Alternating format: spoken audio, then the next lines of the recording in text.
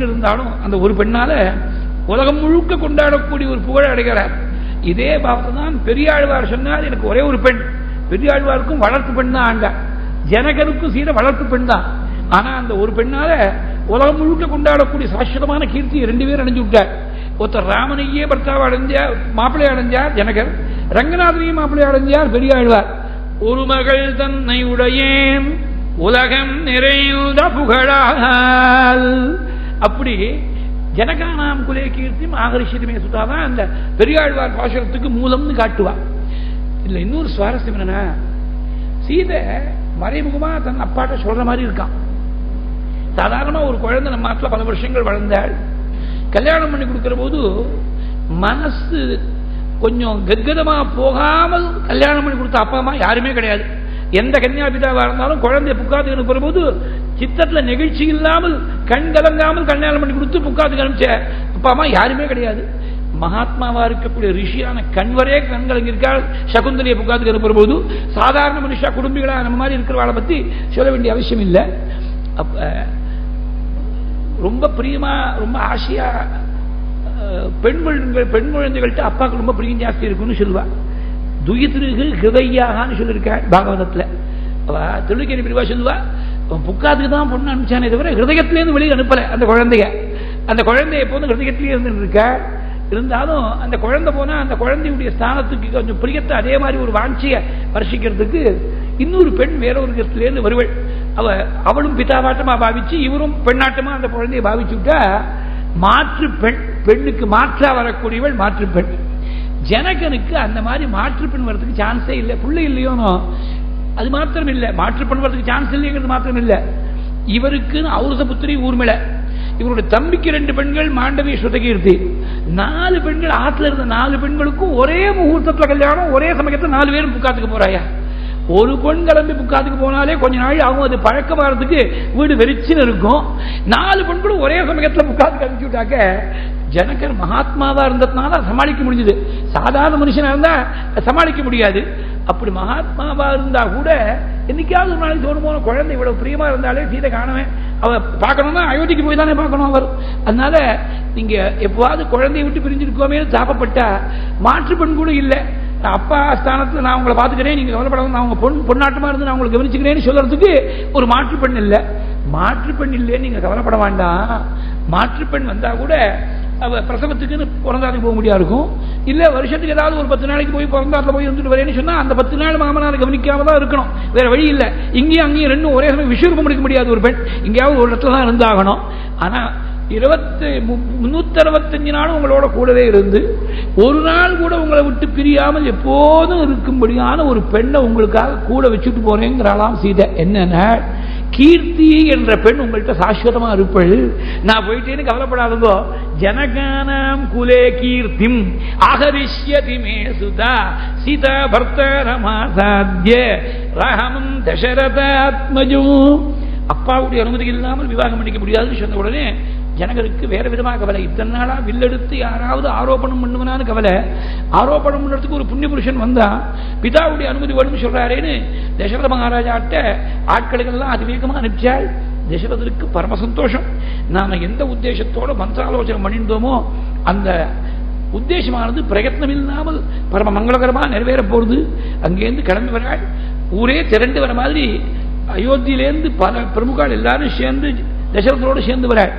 தசரத வரவேற்று அவருக்கு தகுந்த மரியாதையெல்லாம் பண்ணி வரவேற்று விவாகத்துல அவருக்கு சம்மதம் இருக்குங்கிறத தெரிஞ்சுட்டு பரம சந்தோஷப்பட்டு கிரமமா கன்னியாவரணம் பண்ணணும். அதுக்காக ஒரு சரஸை கூப்பிட்டு ஒரு பக்கத்துல தசரதர், வசிஷ்டர், ராமன், லக்ஷ்மணன், பரதன், சத்ருகுணன், மற்றொரு பக்கத்துல ஜனகர், அவருடைய தம்பி குஷத்வஜர், சதானந்தர், யாக்ஞவல்கர் இவள்லாம் இருக்காள். கன்னியாவரணம் பண்றதுன்னா பிள்ளையாத்திலேருந்து யாராவது பெரியவர்கள் தான் நல்ல ஒரு குடும்பத்தில் பிறந்த ஒரு பெண்ணை, இந்த பெண்ணை எங்க ஆத்து பிள்ளைக்காக நாங்க கேட்கிறோம்னு வர்ணம் பண்ணுறது வழக்கம். வசிஷ்டர் சூரிய வம்சத்துடைய சார்பில், தசரதுடைய சார்பில் ராமனுக்காக சீதையை வர்ணம் பண்றாள். நம்ம குடும்பங்கள்ல வர்ணம் பண்ணதா இருந்தா பிரபரம் சொல்ற போது 3 தலைமுறை தான் சொல்லுவோம், 4ஆவது தலைமுறை நமக்கு தெரியாது. பகவானுடைய பிரம்மாவுடைய பரம்பரையா இருக்கிறதுனால பிரம்மதேவனிடத்திலிருந்து ஆரம்பிச்சு அந்த பரம்பரையை சொல்றார். அத்தனை பரம்பரைக்கு ஐ விட்னஸா சாட்சியா இருந்து நேரடியா பார்த்தவர் வசிஷ்டர். இது 2 இடத்துல இந்த பரம்பரையை சொல்லியிருக்கார். பாலகாண்டத்துல இங்க, பின்னாடி அயோத்தியா காண்டத்துல பரதராம சம்வாதத்துல சுவாமிக்கு வசிஷ்டர் வாக்காக சொல்லியிருக்கார். பிரம்மாவிடத்திலிருந்து அவிச்சின்னமா வந்திருக்கக்கூடிய பரம்பரை ராமனுடைய பரம்பரை. பிரம்மாவுடைய பிள்ளை மரீச்சியா, மரீச்சியுடைய பிள்ளை கஷ்யபராம், கஷ்யபருடைய பிள்ளை விவஸ்வானாம், விவஸ்வானுடைய பிள்ளை வைவஸ்வத மனுவாம், வைவஸ்வத மனுவுடைய பிள்ளை இக்ஷ்வாகுவாம், இக்ஷ்வாகுடைய பிள்ளை குக்ஷியாம், குக்ஷியுடைய பிள்ளை விகுக்ஷியாம், விகுக்ஷியுடைய பிள்ளை பாணனாம், பாணனுடைய பிள்ளை அனரஞ்சனாம், அனரஞ்சனுடைய பிள்ளை பிருத்துவாம், பிருத்துவுடைய பிள்ளை திரிசங்குவாம், திரிசங்குடைய பிள்ளை துந்துமாரனாம், துந்துமாரனுடைய பிள்ளை யுவனாஸ்வனாம், யுவனாஸ்வனுடைய பிள்ளை மாந்தாதாவாம், மாந்தாதாவுடைய பிள்ளை சுசந்தியாம், சுசந்தியுடைய பிள்ளை துருவசந்தியாம், துருவசந்தியுடைய பிள்ளை பரதனாம், பரதனுடைய பிள்ளை அசிதனாம், அசிதனுடைய பிள்ளை சகரனாம், சகரனுடைய பிள்ளை அசமஞ்சசாம், அசமஞ்சசுடைய பிள்ளை அம்சுமானாம், அம்சுமானுடைய பிள்ளை திலீபனாம், திலீபனுடைய பிள்ளை பகீரதனாம், பகீரதனுடைய பிள்ளை ககுஸ்தனாம், ககுஸ்தனுடைய பிள்ளை ரகுவாம்,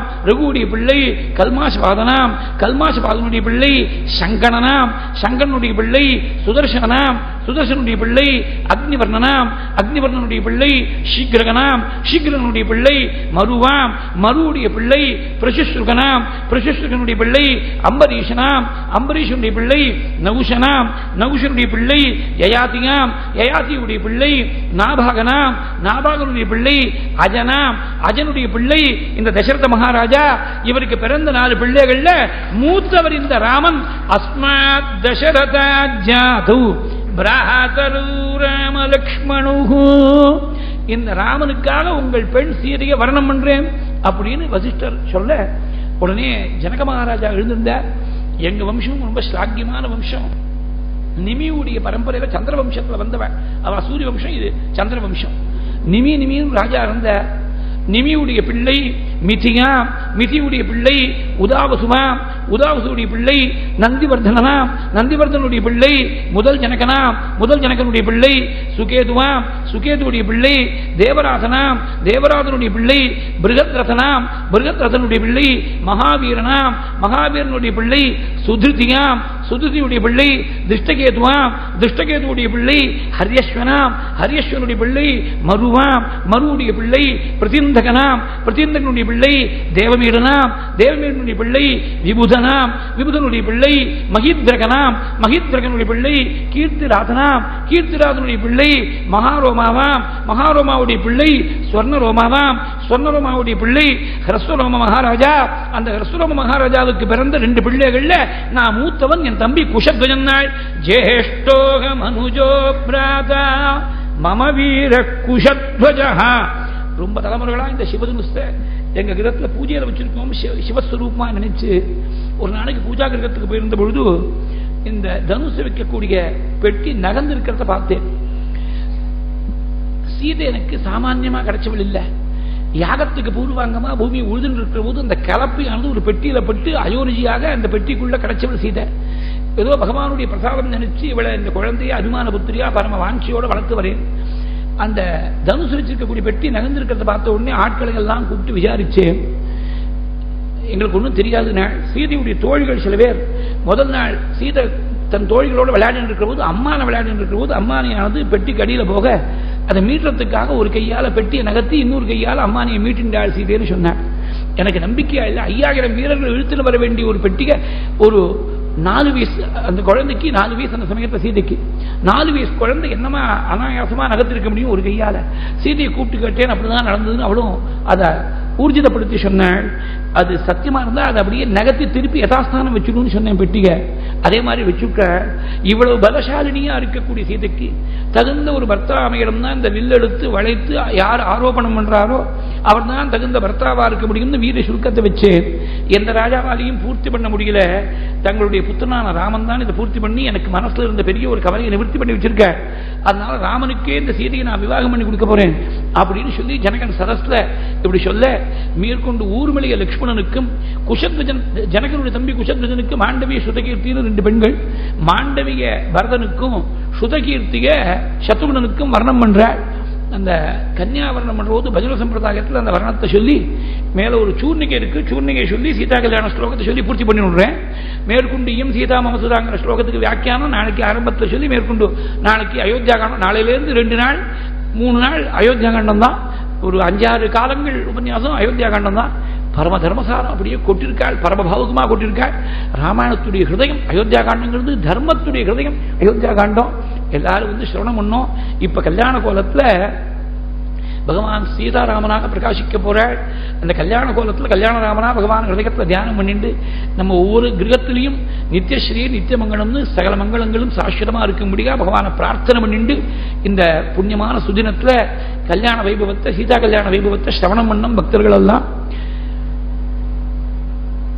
யஜுர்வேத சாகாத்யாயினே வாசிஷ்டமைத்ர வருண கௌண்டின்யத்ரயா ரிஷேய பிரவரான்வித வாசிஷ்டகோத்ரோத்பவாய இக்ஷ்வாகு வம்சோத்பவாய சதுர்தச புவனாதீஸ்வராய அநேக கோடி பிரம்மாண்டநாயகாய தத்வாதீதாய பராத்பராய சச்சிதானந்தமூர்த்தயே சூரியவம்சபாவனாய நாபாகமகாராஜவர்மணோ நப்த்ரே அஜமகாராஜவர்மணः பௌத்ராய தசரதமகாராஜவர்மணः புத்ராய ஸ்ரீ ராமச்சந்திரவர்மணே சாக்ஷாத் ஸ்ரீமன்னாராயண ஸ்வரூபாய வராய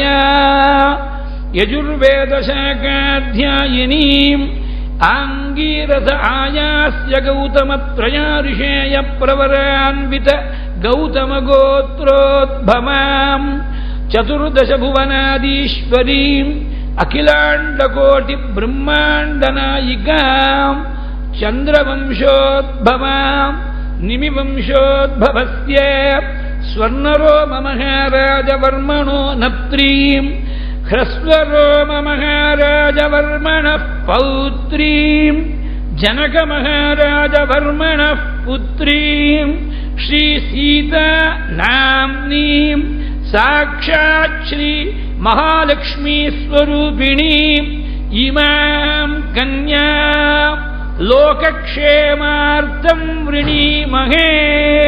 நம்ம குடும்பங்களில் வர்ணம் பண்றதா தர்ம பிரஜார்த்தம் விரணீமகேன்னு பண்ணணும். பகவான் ஜெகன்மாதாவோட சேர்ற பொழுது லோகக்ஷேமத்துக்காக.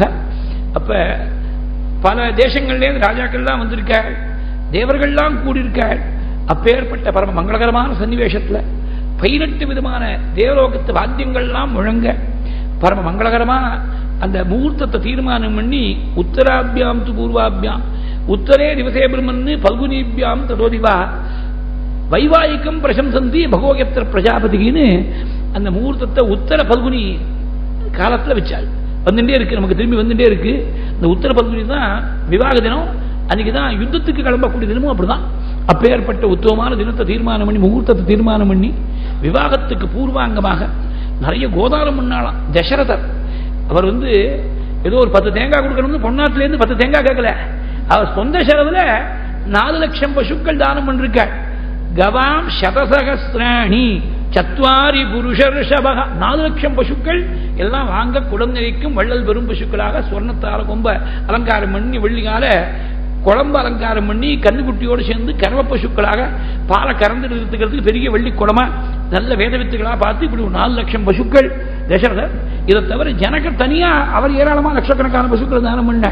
அது பரம்பரையா ராஜாவா வந்தாதான் அது விசாலமான மனசு வரும். தரித்திரம் இருக்கக்கூடாது, திடீர்னு ஸ்தானத்தில் உட்கார்ந்தா மனசு தரித்திரமா தானே இருக்கு. விஷாலமான மனசு ஏராளமா கோதானம் எல்லாம் பண்ண. கோதான மங்களம்னு சொல்லியிருக்காள். மங்களகரமான ஒரு அந்த புண்ணிய காலத்துல முகூர்த்தத்துல சீதைக்கு மங்களஸ்நானம் பண்ணி வச்சு சர்வாலங்கார பூஷிதியாக திவ்ய வஸ்திரங்கள்லாம் உடுத்தி ததசீதாம் சமானீய மனைக்கு அழைச்சின்னு வராள். அப்ப ஸ்வர்ண பாலிகை, நம்ம நாட்டில் கல்யாணம் பண்ணா மண் பாத்திரங்கள்ல தான் பாலிகை தெளிக்கிறது வழக்கம். சுவாமியுடைய கல்யாணத்தை ஸ்வர்ண பாலிகைகள்ல போய் பாலிகை தெளிச்சாலாம். அப்படி எல்லாம் விவாகத்தை வைபவமா கொண்டாட போற. அத ஜனக நிருபதிகி மனோரத மகார்ணவ பாரங்கத்வா பரமானந்த ஜலதூ நிமக்னஹ ஜகச்சக்ஷுஹு குலபூஷணஸ்ய ஜகத்ரய சம்ரக்ஷண தீக்ஷிதஸ்ய நதஜன கல்பதனோஹ ஸ்ரீ கோதண்ட தீக்ஷா குரோஹ வைவாஹிக மகோத்சவாயாஹ க்ஷிதிரத பரபூரித மனோரத பகீரத வம்சஜாதௌ தசரத மகாராஜம் ரதகஜ பதத்துரக பதாதிசகிதம் சமந்திரி புரோகிதம் சபுத்திர களத்ரம் சாமாத்யம் ஆனாய சத்கிருத்யாஹ நானாவித கிரமுக நாலிகேராதி ரம்பாதி பல சம்யுக்த ஜம்பாரி சிரகாங்ஷிதே பரிபூர்ண மனோரத சகல ஜன மனோகராலாபே சகல ஜன மனோகராலாபே கிரீட கவச குண்டல கேயூர நூபுர முக்தாகார விபூஷித நானாவித மிருதுல சித்ராசனஸ்த நானா தேசாகத ராஜவர்ய விருதே லோச்சனானந்தே நானாவிதஸ்தபக கோடி தேதீப்யமான மலக சந்தனா குரு குக்குலு கோதிருதாதி வாசன வஸ்து பரிமள திகந்தரே நவரத்ன கனகமணிமய கச்சித முகுர பரம்பரே பேரி மிருதங்க மத்தளத காகல துண்டுபி தூர்ய தும்புரு வீணா வேணு நூபுர மட்டுக டிண்டிம டமருக ஜஞ்சரி ஜல்லரி தவள சங்க பணவ படகாதி அஷ்டாதசவாத்திய சந்தத சப்தாயமான திகந்தரே நாரத தும்புரு வீணாகான மனோகரே சவத்சகோ சகஸ்ராதி அநேக கோட்டி வாரண வஸ்திராபரண பூதான பகுமான சந்தோஷித பாத்திரபூத உபய சம்பந்தி கிருதவிவிதஸ்தவ சித்தசாத்யகே அப்ஜபவ ஜிஷ்ணுமுக ஹிஷ்ட சகலத்ரதச சப்தமது அஷ்டவது யக்ஷகண ருத்ரகண மித்ரகுண சுகுணஸ்தவ சம்ஸ்தோபித நினதே நவரத்ன கஜித கனகமய மண்டமே கிஞ்சிதாரப்தாருண்யோ நதஜனேக காருண்யோ விதிமுக சுராதி விதித பிரதாபம் விதலித மகேஷ ஜாபு சம்பூரித பக்த ஜனகாமோ சஜல ஜலதரஸ்யாமம் சகலலோகாபிராமம் ஸ்ரீராமம் சன்னிவேஷ்ய கேதகீ ஜம்பக மல்லிகா குசுமாத்யலங்கிருத நீலாலகமேணீம் ஆடக மணிமய தாட்டங்காலங்கிருத கபோலாம் அகணித கல்யாண குணகணசீலகாம் அனகமணி நிஷ்ககண்டீம் ஸ்வரஜித கலகண்டீம்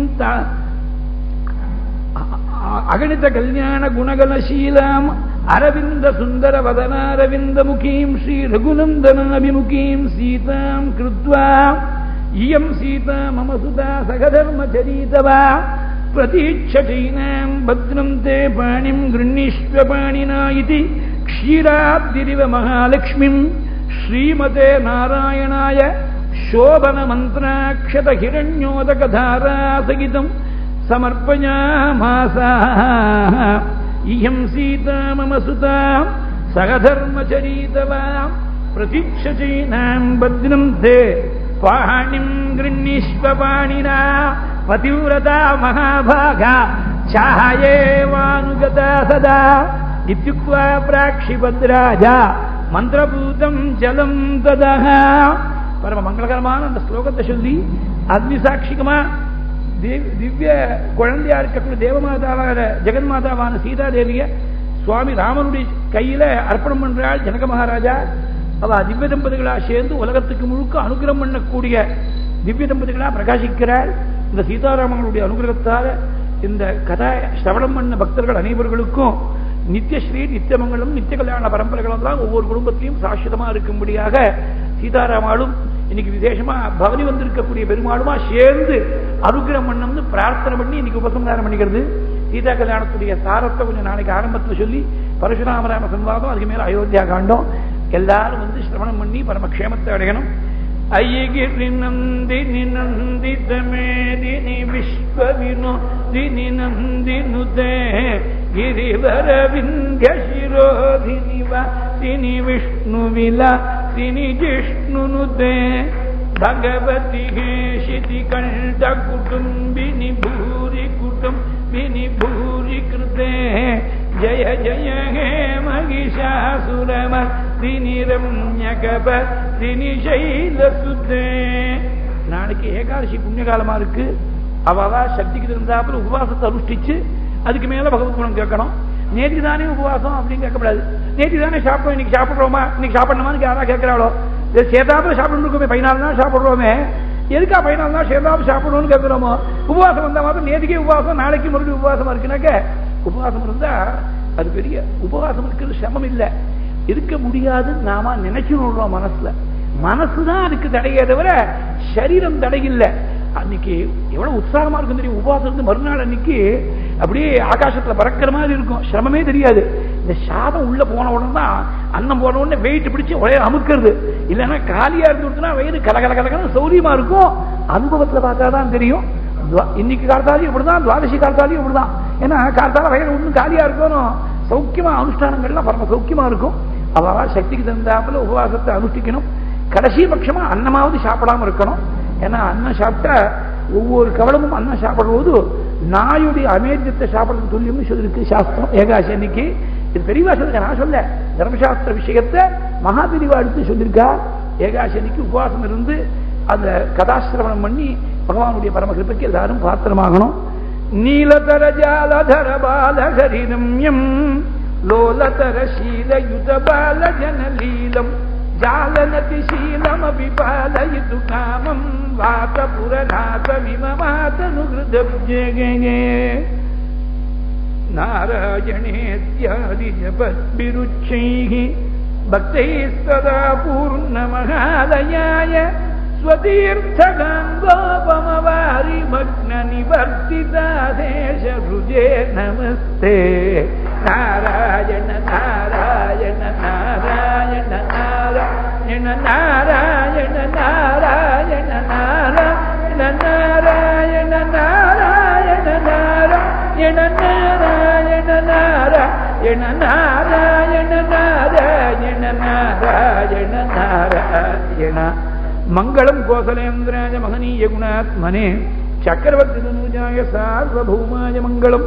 மங்களம் மஸ்கரீந்திராய மகனீய குணாத்மனே ஆனந்தராமகதஞே ஸ்ரவணானந்ததாயினே சுகசாஸ்திரஸ்வரூபாய பாராயண பராய ச ராமச்சந்திராஸ்ரயாख्याय சம்யமீந்திராய மங்களம்.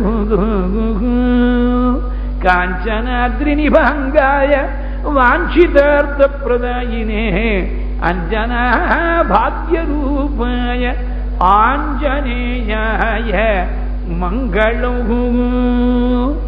ஜானகீகாந்தஸ்மரணம் ஜெய ராம ராம ஸ்ரீ சத்குருஸ்வாமினஹ ஜெய ஆஞ்சநேயஸ்வாமினஹ ஜெய. ஸ்வஸ்தி பிரஜாப்யः பரிபாலயந்தாம் न्यायेन मार्गेण महीं महीषाः गोब्राह्मणेभ्यः शुभमस्तु नित्यं. लोकाः समस्ताः सुखिनो भवन्तु. कायेन वाचा मनसा बुद्ध्या आत्मना वा प्रकृतेस्वभावात् करोमि यद्यत् सकलं परस्मै नारायणायेति समर्पयामि. श्रीहरये नमः. गुरुवायुरप्पा शरणं. नारायण अखिल गुरो भगवन् नमस्ते. कामाक्षी गुरुमूर्ते त्वां नमामि. कामाक्षी गुरुवर्य